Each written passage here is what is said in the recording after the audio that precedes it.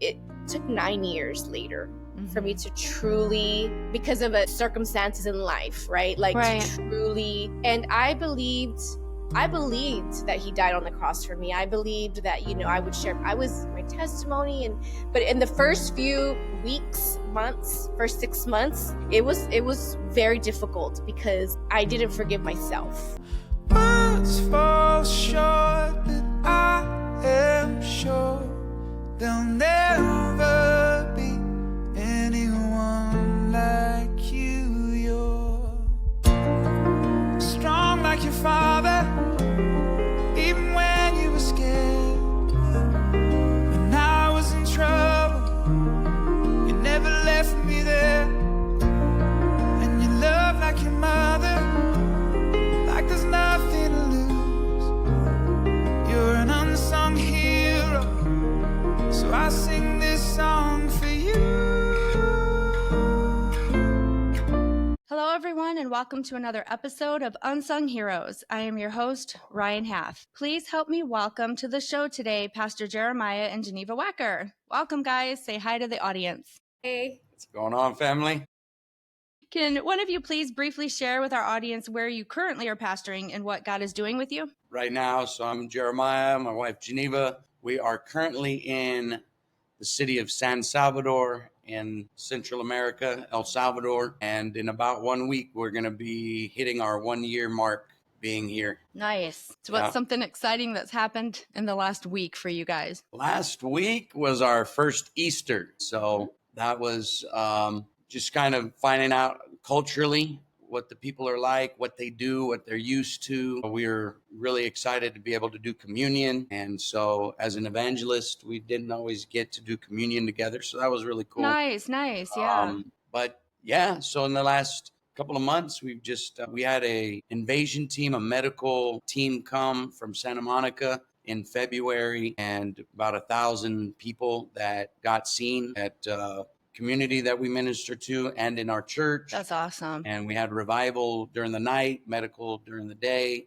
Then we followed up with Lamont Melrose revival and Impact from Houston. So we were in church for 2 weeks straight. And so since then, we've just been working with a lot of people. And so it's just exciting. We pretty much get 1 or 2 visitors at least every other service. So it's just, a good seeing what God's doing. We're just trying to build a church. Nice. Now, do you have to have translators, or are you both fluent? How does that work for your services? Yo hablo poquito español, so necesitas traductor cada servicio.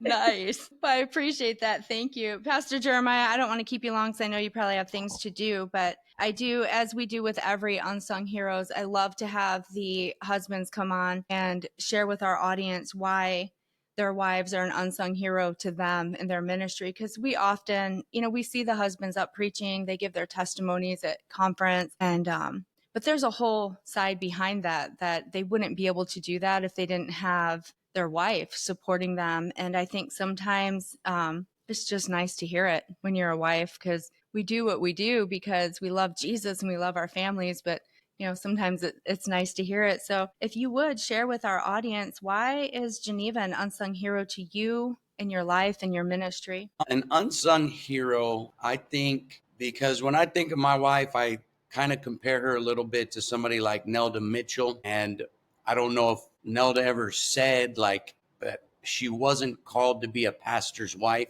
I don't know if she said that in so many words, but basically I'm married to this man. He's called to be a pastor. I'm going to support him. And so Geneva, I don't think would have ever said that you were called to be a pastor's wife. Some girls, they're like, I'm going to be a pastor's wife. That's my calling. That's what I want to marry a guy who's called to preach. Not with her. So what that means is that she was serving God. She ended up with me, for better or for worse.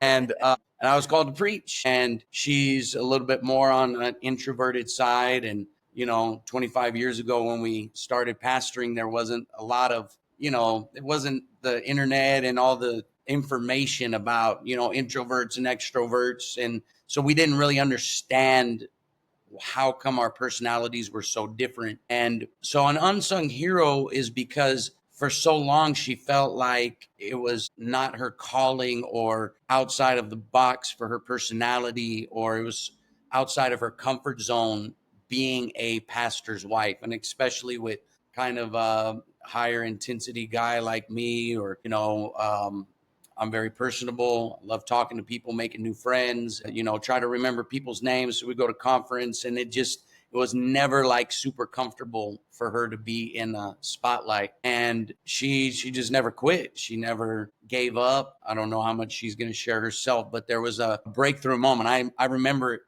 the text that I got when she began to articulate that she got a revelation that her personality, or the way that she's wired, there's nothing wrong with that. And that was a huge moment. And I've seen a lot of development and growth and change since she kind of embraced that. But that's the first reason, is just because she embraced my calling as part of the covenant that we're in our marriage. And even when she's totally cool staying at home and helping in the church. And if her name is never mentioned, she doesn't care, So she loves being behind the scenes. But with a ministry like ours, it doesn't always work out that way. And she's embraced that and fought through it. So I appreciate that. She's never held me back, and we've done almost everything pretty much: pioneered, taken over, evangelist, missionaries with kids, missionaries without kids, assistant. And so no matter what our role was, she said yes 100% of the time. So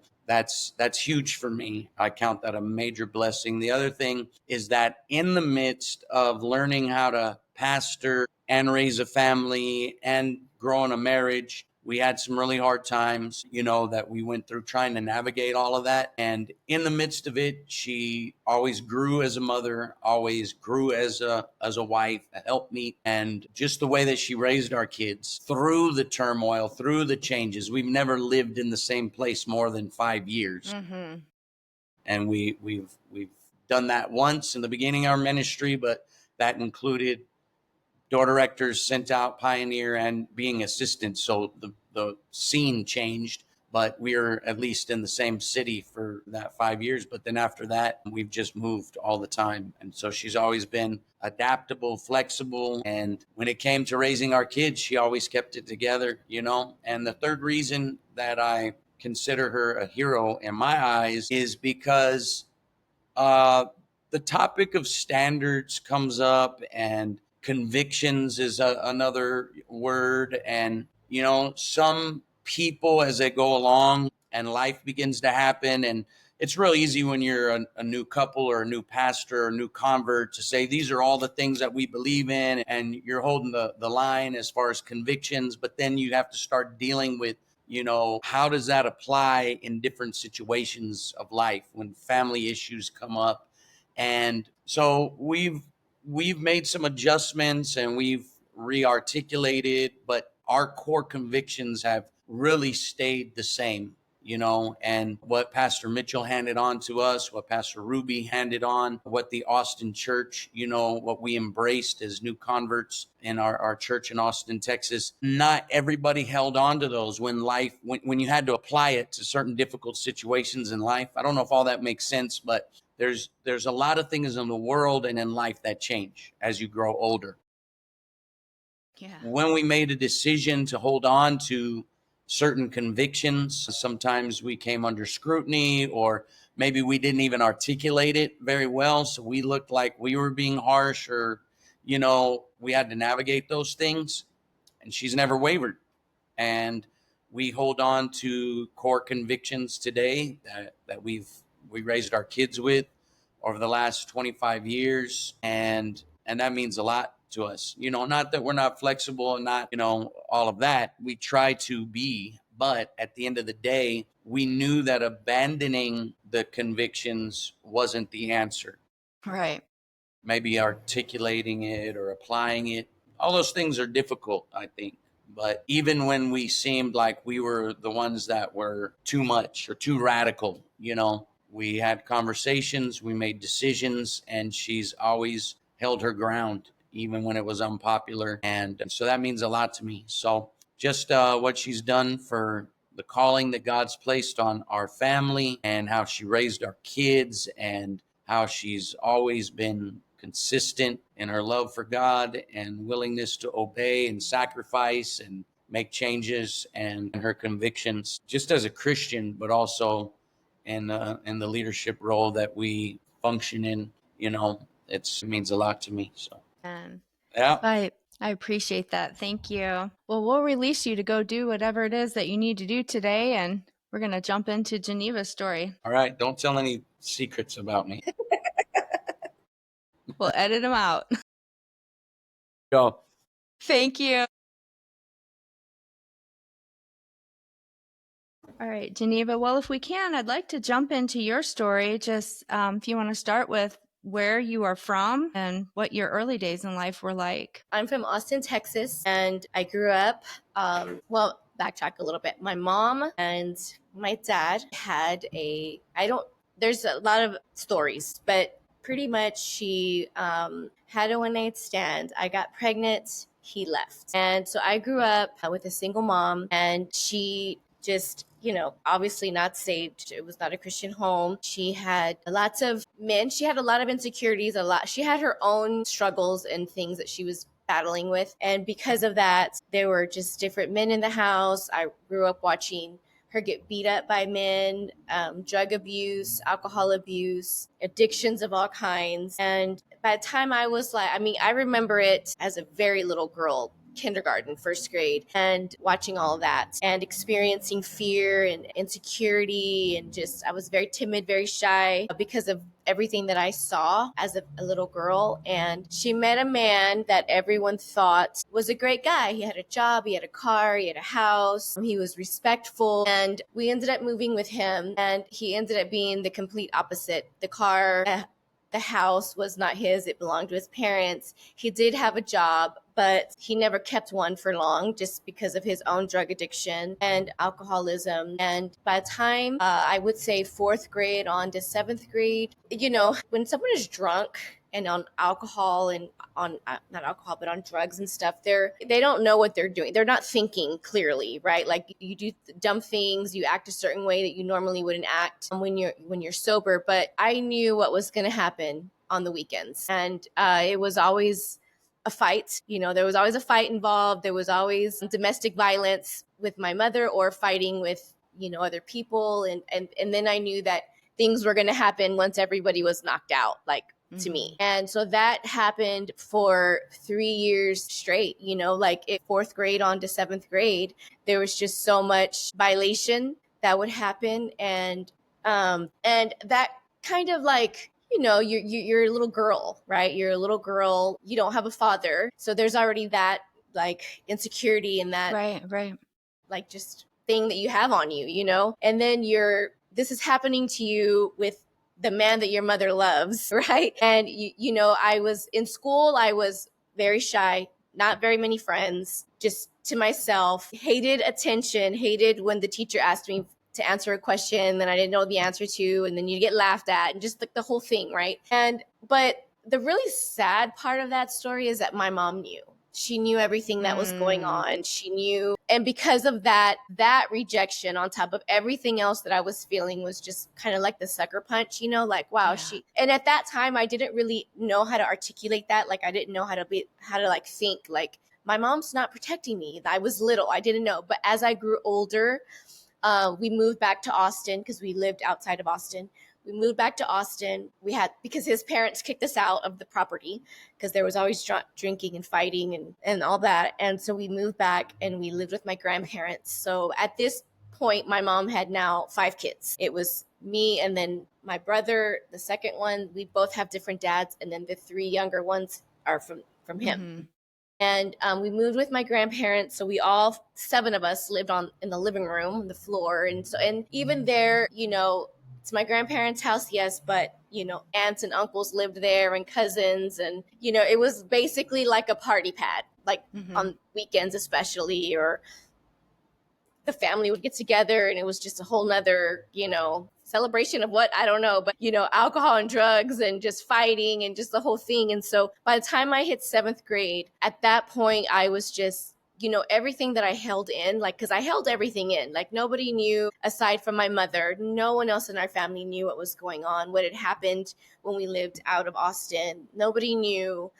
They knew that he would beat my mom because it was very evident, the black eyes, the busted face, and all of that. But nobody knew what was, like, no one asked me, like, why are you, like, what's wrong with you? Like, what happened? Why you were once a happy little girl, even though I was shy. And now you're just so angry and just, I became angry and resentful and hated everybody in the family. I hated my mom. I hated my biological dad. I hated my stepdad. I hated, my uncles, my immigrant, like nobody, it was like, it almost felt like the elephant in the room. They probably knew what was going on, but just nobody wanted to say anything or ask. So 8th grade comes around. I start dabbling into like skipping school, and I never liked breaking rules. I was never a rule breaker. I didn't like getting into trouble, but I wanted attention and I wanted acceptance from anybody. And at this time, it was a group of people in the new school that I was at that just didn't care. They were the only ones that paid attention to me. So that's who I clung to, and started skipping school. They would break into cars and we would go on joyrides during the day. They would break into houses. I was never part of any of that, like physical breaking into stuff. I was like in the background, like, no, don't do that. But then I would just go with them, like, oh, okay, like we're not going to get caught. And we never did. But all of that was like, I started noticing boys and they never noticed me, but I noticed them, and smoking weed and skipping school and just little things. I started to like rebelling little by little. And one summer, the summer going into 9th grade, my mom was trying to apply into these different apartments and places to live, but because neither one of them worked, they couldn't get a job. And so she was trying to get into these projects and that were right by my grandmother's house. And we were like on the bottom of the list, and we had to be homeless in order to be moved to the top. And living at my grandmother's house was not considered homeless. So we had to live in a homeless shelter for the weekend. And okay, I'm 15 years old. I'm humiliated, like, what the heck is this? We're doing this to live in these projects because this man doesn't want to work, but he doesn't go with us to live in the homeless shelter for the weekend. He's still at my grandmother's doing his thing, so that right there, just going back into that time, like I've been thinking about it, like that right there was like the turning point. Like I hated like everyone. Like I hated my mother. I hated him. I hated myself for feeling so weak. And we had to live in this homeless shelter for the weekend. And it was awful. You live with homeless people who are drunk and just, granted they had us in one room because we were a family, but you could hear, like, it was just awful. We had to be there by a certain time at night. We can leave. So we would leave during the day. Going back, I remember was like, I would tell my mother how much I hated her and how, she was just this awful person. And in her mind, she's doing everything she can to try to get you guys in a home. Home. But in my mind, it's like, what the heck is happening here? Like, right. I hated her, hated all of that whole scene. We get bumped up on the top of the list. And by the next week, we're in the projects, right? Which I hated every day of living there. I hated it. But that's all we had, right? Like that was it. And so we moved into these projects. I went into the 9th grade, and no one had control over me before this, but no one really did not have any control over me after this point. I literally just gave myself to however I felt, whatever I wanted, whatever, I started sleeping around. I started drinking, smoking weed. I didn't really care for drugs or alcohol at all because I saw what it did to my family. So I didn't really dabble much into the drugs as much as I did to like alcohol and everything else.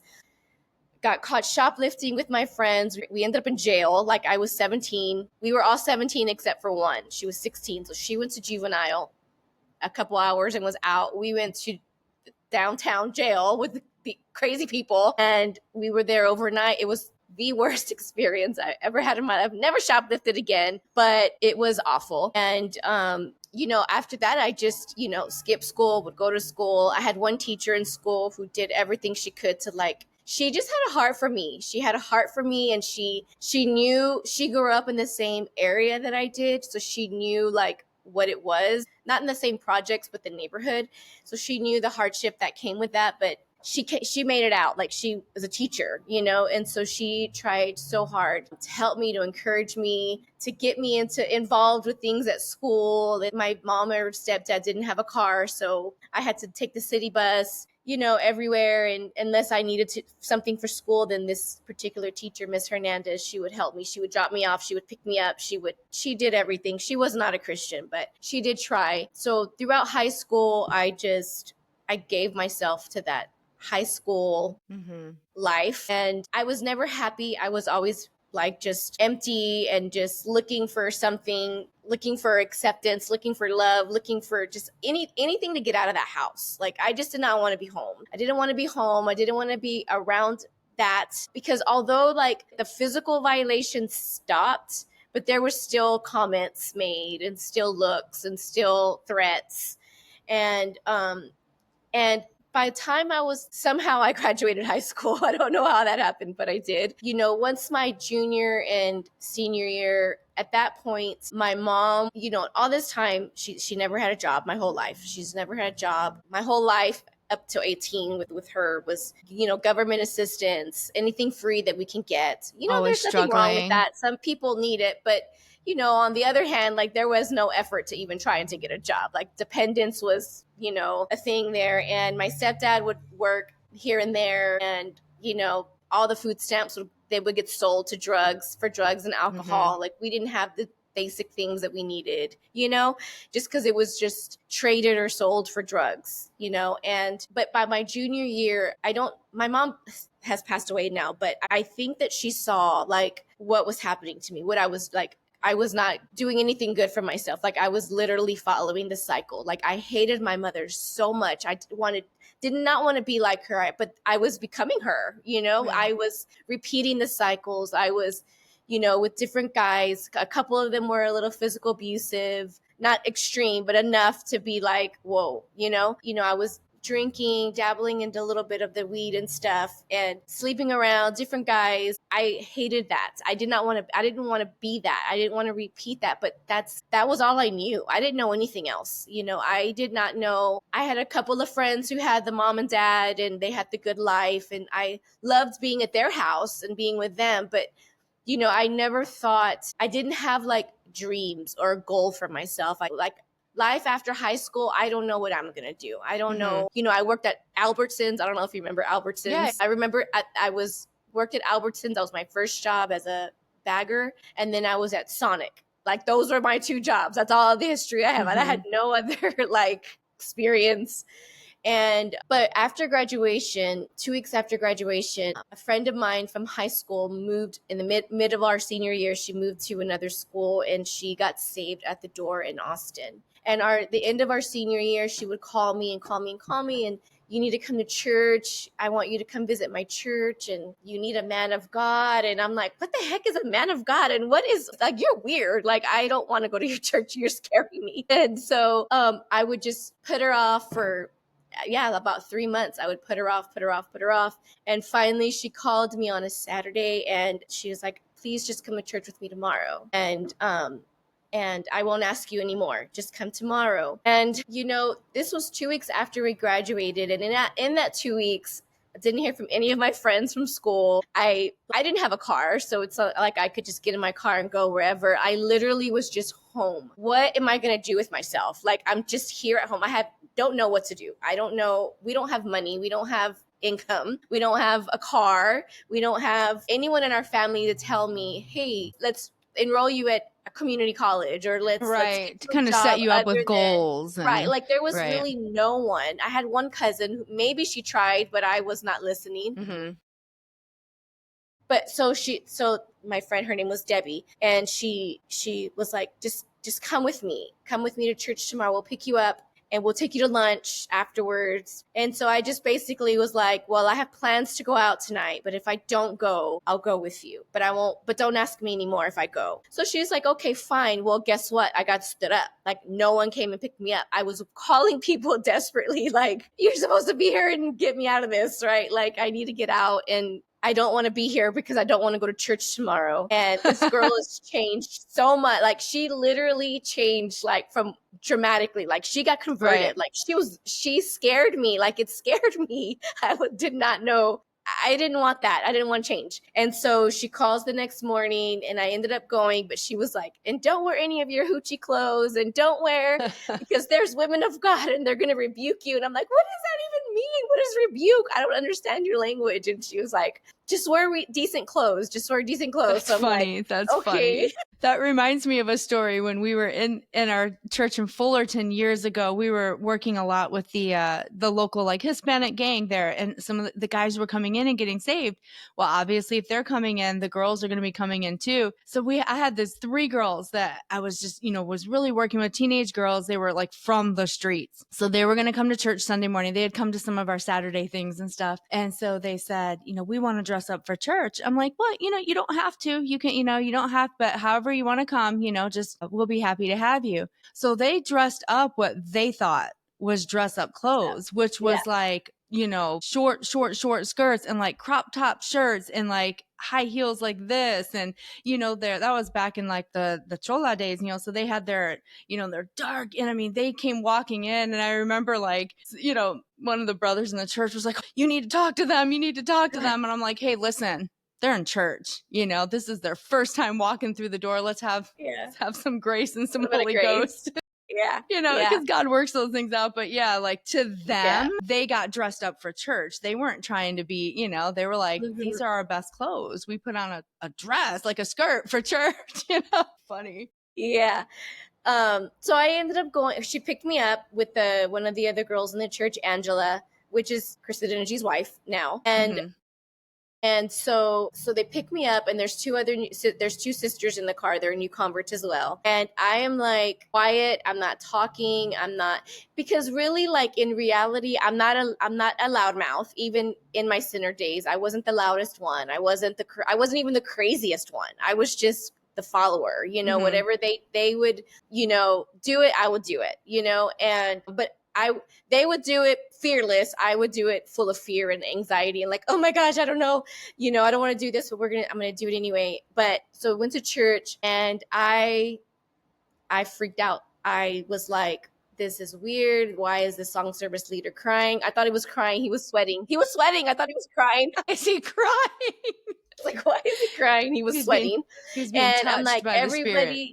Yeah. And so like, then they start speaking in tongues, and I was just, I grew up Catholic, and I would go to, I did all the CCD classes when I was a little girl. And, to me, it was, at least in my circle of family or friends or whatever, like they would go to the Catholic church and they were the same. So I'm like, well, the church doesn't change you. You're the same. You go in the same and you leave the same. But when I went to the door in Austin for the first time, and in the Catholic church, nobody talks to you. Like there would be people mad dogging me and wanting to fight me, and like in church, or whatever, right. Whatever. And so at the door, it freaked me out that speaking in tongues, everybody was super nice to me. Fake. It was just like my brain was like fake. No one's this happy. Right. No one is this happy to be in church. No one is this friendly. No one is this, this is just all fake. And so altar call comes. I don't raise my hand. I sit. And one of the girls and the younger girls in the church came, and she just said, can I pray for you? And I didn't know that I was saying the sinner's prayer. I thought she was just praying for me. Right. And so, I was like, okay. And she wanted to take me to the front. I told her no. I stayed at my seat. And that was that. Like I repeated the prayer. I didn't really understand it. I didn't even know it was what I was saying. Like it was a sinner's prayer. And then afterwards, we were walking out of the church, and I had like a slight little limp because in high school I was in drill team for 1 year, and in that I had like a knee injury from something that happened. And so it was a slight, like nothing major. But Jeremiah, my now husband, who was a disciple at the church at the time, was like, hey, you're limping. Jesus can heal you. Can we pray for you? And at this point, there was like, because Debbie was telling everybody about me before I came, her best friend. And so her best friend is now there. She prayed to get saved, right? And so everybody was really excited, and like, they all knew who I was. I didn't know who any of these people were. And they were like, yeah. A few of them were around, like, yeah, Jesus can heal you. Let us pray for you. And so they prayed for me, and I got healed. Like, I did not have any pain on my knee, and I was freaking out, like, the heck, right? But I felt like I was freaking out. I kind of had like a little wall up, still kind of guarded, but I felt like, whoa, like something inside of me like came alive in a way, but I was still like very guarded. And we left, and Debbie stayed with me in between services at my house because she wanted me to come back in the evening, but I had to work at Sonic. I had to work in the evening, and I called in to work, and I told my boss that my brother got hit by a car. But see, that's the thing, is like, I don't even know why I called in. I don't even know why I went back. I didn't want to go back. I had no intention of going back to church that night. I had no intention of going back at all. And I went back to church that night, but like, it just was like a part of me felt like here I am again being a follower, right? Right. But it wasn't. It was God drawing me, and I did not have any clue that that's what this was in this time. The next 2 months of my salvation, I was in and out. I was the typical new convert, right? I'm there 1 minute, nobody knows where I'm at the next minute, for weeks at a time. So that was June of 1997. I got saved June 15 of 1997, and that month I had a lot of like community service and stuff that I had to do for my shoplifting time. I had a whole year to do it, and I didn't do any of it.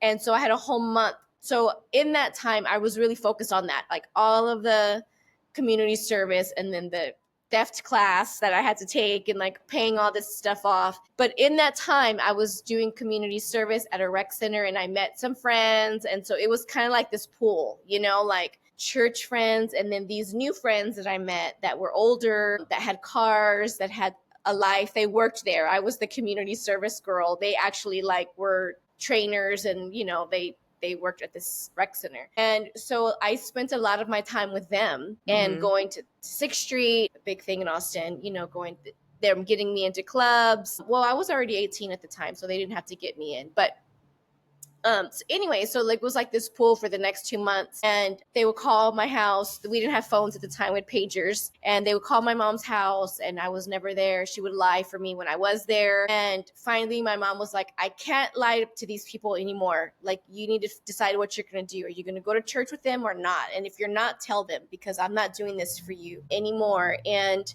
I was a mess. I was getting deeper and deeper into sin, getting deeper and deeper into that. But at the same time, I would go to church, a couple of times. And it was at that time, were you still living at home? I was still living at home. Yep. So was that stepdad still living there as well? Oh, yeah. Yeah. He was so still living there. Not to stay in that place too long, but just jumping back a little, you said that at one point the physical part of the abuse stopped. What do you think made that stop in that moment? I think it's because I got older, and I started threatening. I started speaking up for myself, and I remember telling them both that I was going to tell my uncles, and if my uncles found out, they would kill you. So I used it as ammo. Like, I used it to get my way.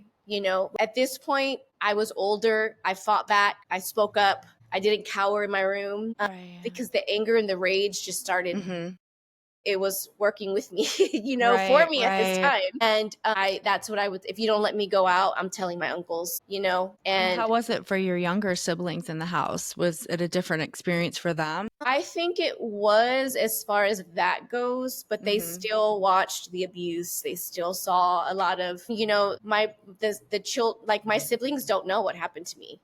They don't know, and there's maybe just like 2 or 3 of my cousins that know, because when some point, some of my family members got saved, and 2 or 3 of my cousins at the time were saved for a while. And they heard me share my testimony, and they were like, wait, what? And it like that was happening in our family as a whole, like with other cousins and stuff, with other members of the family. And you just knew, like I knew, like, oh no, it happened to them, because you can just see it in the distance in their eyes. Like you can just see, you just know, but it was nothing that was ever spoken of. Like we just never talked about it, and it just was like, you get threatened, you get told to shut up, not to say nothing. CPS is going to separate you all, and you're going to end up with family that's worse, kind of thing, So it kind of was like that. But in this time, in my high school years, I used it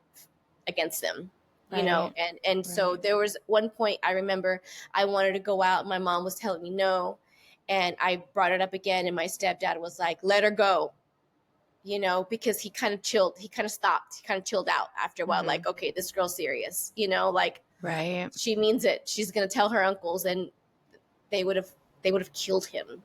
They would have killed him, and because these are uncles who helped my mom raise me, like one uncle, the story goes, is that I was 3 or 4, and all my cousins my age were calling their daddies, daddy, daddy, daddy. And I called one of their dads daddy, and she said, he's not your daddy. You don't have one. But not rude or ugly, but I went to my mom crying. And one uncle was there who didn't have children.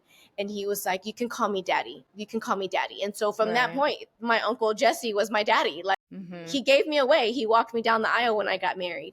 So he was like, so when I say my uncles, it really would have been him. And he would have, he is also now dead. But so does that answer your question? Yeah, right? Do you feel that those experiences, just from even how you were conceived all the way up to your salvation, did it begin to shape you in how you viewed just not only men, but marriage, or just like the quote unquote traditional family life? Did it begin to shape you in any way to where you were like, I want to make sure I have a traditional home, or I will never get married because I don't ever want to have those kinds of things in my own life? Like, how did that shape you just personally as a young woman? Right. Well, it definitely shaped my view of marriage. I always wanted to have a family, but I never,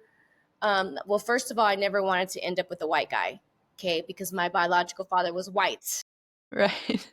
We know how that ended, because I had this mentality. No one told me this. No one said it was just my own thinking, is white guys want to get Mexican girls pregnant and leave them. I want nothing to do with them. Right. I had a lot of white friends. The school that I went to, there was white and Hispanic. The majority were white and Hispanic. And so my best friend was Kelly. She's a white girl, And so I had a lot of white friends, white guy friends. Some liked me. I was just like, we're cool, we're friends, but that is as far as it goes, buddy. Because I know white guys, I don't trust them. I didn't trust them. And for that, like friend, fine. But anything more than that, it's a no for me. But I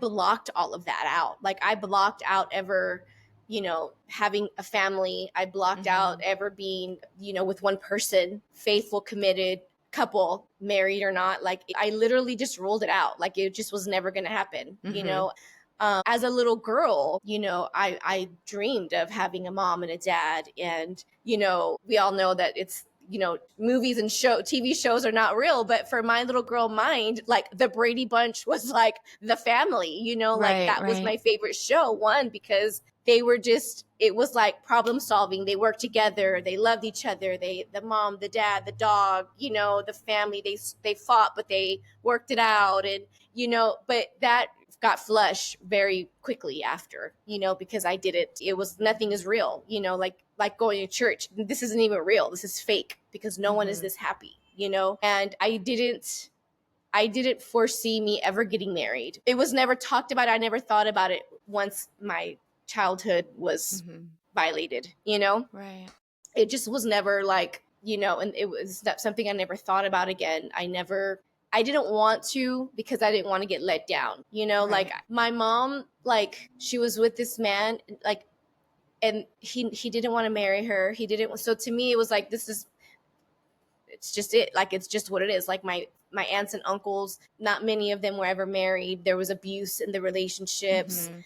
The one uncle that was married, I looked up to them. They divorced. There was drug abuse, physical abuse. Like, it just, that was around me. Like, there was All you no knew other. was all you knew. Yeah, that's all I knew. There was no other. I had one aunt and uncle who were married, and they're still married to this day. And I really enjoyed being with them in the summertime. Mhm. They would take me. They would buy, like, I would only get brand new Christmas gifts from them, Mhm. and nothing from, like, this was from them. Their hard working money, earned money. Right. But any other time, it was from the blue Santa or the brown Santa or the adoptive family. And Mhm. that was nice, but it wasn't from my mom, Right. like it was nice, but it wasn't personable, like from her. Like, these gifts were from my aunt and uncle. Like, they bought me my first boom box and anything and everything New Kids on the Block that I wanted, Mhm. like Right. they but even with having them as like, they're probably the only reference point as a child, it didn't give me any hope of, Mhm. because I wasn't around them or with them enough to be able Right. to, Right. you So you know, said you were 18 or 19 when you got saved, when you went I into was the church? 18. 18. I was Was it 18. difficult for you?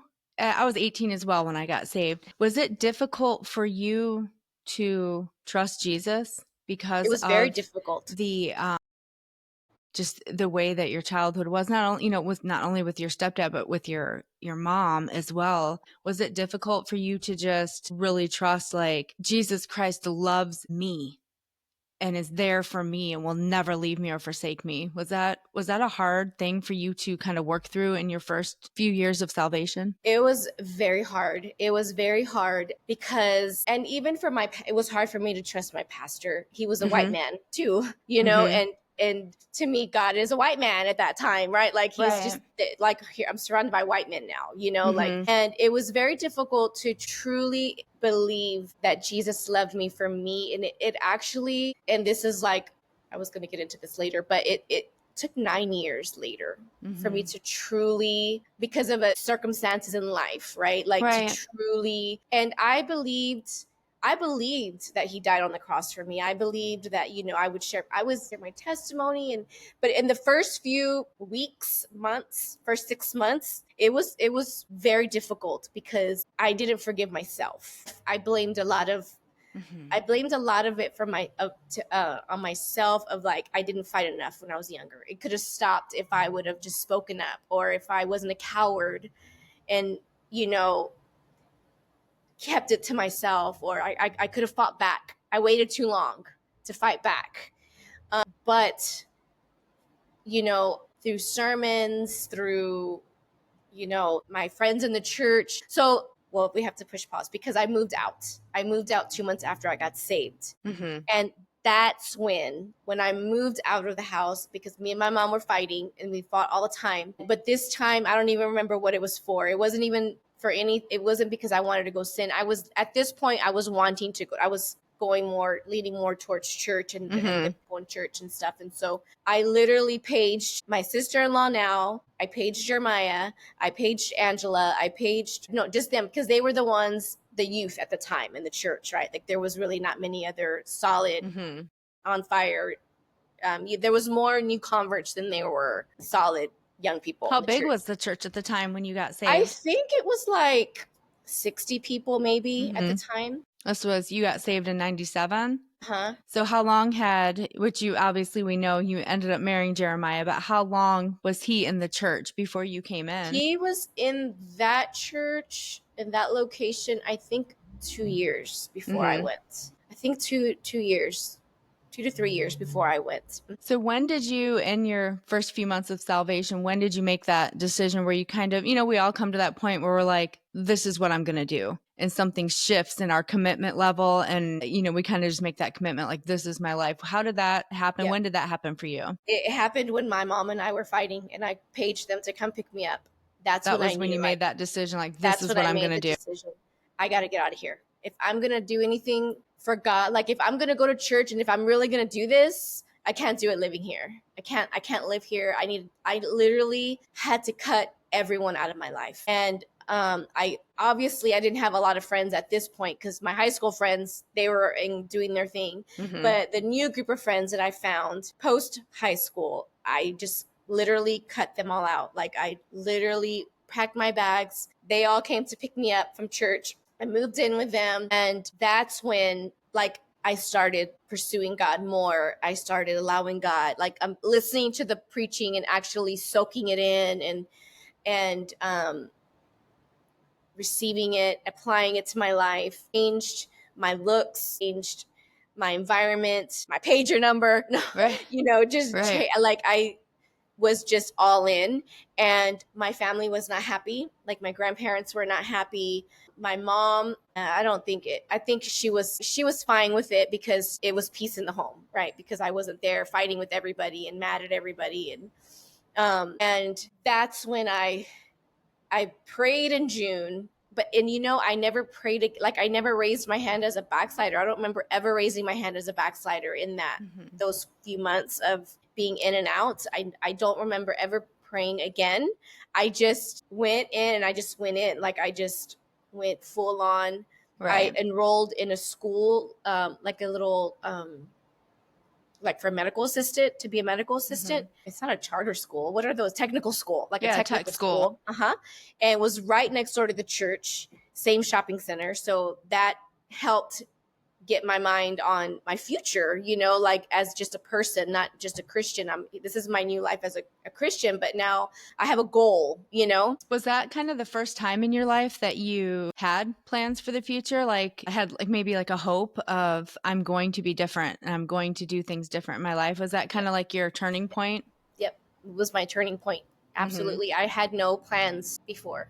I did not have an idea of what I was going to do. Mm-hmm. I literally would just sit outside of our apartment, just sitting there, thinking about what I don't even remember, but just I'm stuck. What am I going to do? Yeah.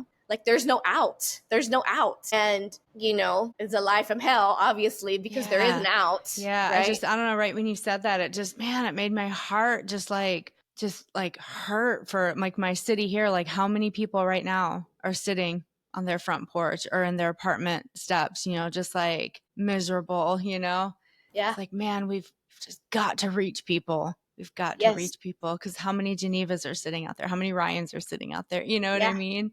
And when you're that friend who's been witnessing to your friend for months and months and months and months and months, it's don't stop. Could you imagine if my friend stopped, gave up on me? Yeah, just oh, she said no, I don't want to keep pushing her. Yeah.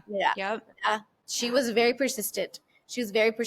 And I appreciate that. I'm grateful, that she did that because I wasn't easy. I was very difficult. I had a lot against me, a lot of just thoughts and history and just the way I viewed myself. My childhood, that was out of my control, right? But after that, everything after that was that was all me. Well, it was filtered through what your experiences were. So you couldn't have a normal relationship because you didn't know what one was. Yeah. And so that's why I had asked that question, because I hear from so many people, they get saved, but it takes them years to fully believe God's not going to hurt them. God's not going to abandon them. God is their father. And it takes a long time. It's, some things happen right away. When you get saved, you get delivered from certain things just right away. But man, there's some of those deep rooted things that take years and years to, begin to be healed. Because I think there's sometimes God just maybe can't heal us all at once because it would just blow us up, I think, to just have every, too much. It would too overwhelming. It has to be. Yeah, it has to be. And I think it's too sometimes to show us we can trust him for the long haul. I'm still here, It's God in heaven saying, hey, I've seen all of your thoughts, all of your fears, all of your hesitations, all of your resistance, but I'm still here. We're going to get through this together. And I think that's where a lot of times healing begins, is when you can kind of throw your worst at God and sometimes people in the church, and yet they're still there for you. Yeah. And I think, there's a lot of wounded people in the church. And I always try to keep in mind, just be kind to people, because how often can we, especially as women, you come to church, how are you? I'm good. Yeah. And on the inside, you're just shredded. Yeah. Your insides are just shredded, and just be kind to people. Yeah. But yeah, I definitely want to get into the next part of your story, how you kind of began to fall in love and get married, and the call on your life and all the places you've been. But definitely want to hear more about that experience. But right now, we'll save the rest of that for our premium subscribers. I want to thank our regular subscribers for being here with us. And if the links to subscribe are in the show notes, if you haven't subscribed, every dollar, everything that comes in through this podcast goes directly to some form of world evangelism. We don't keep anything from this. It's strictly for world evangelism and people on the field, and just helping them. So every testimony, everything that's shared on here is so much more than just us talking. It's reaching a wide berth of people. And I'm thankful for this opportunity. But for our regular listeners, thank you for joining us. And we will be right back with the second half of Miss Geneva Wacker's testimony for our premium subscribers.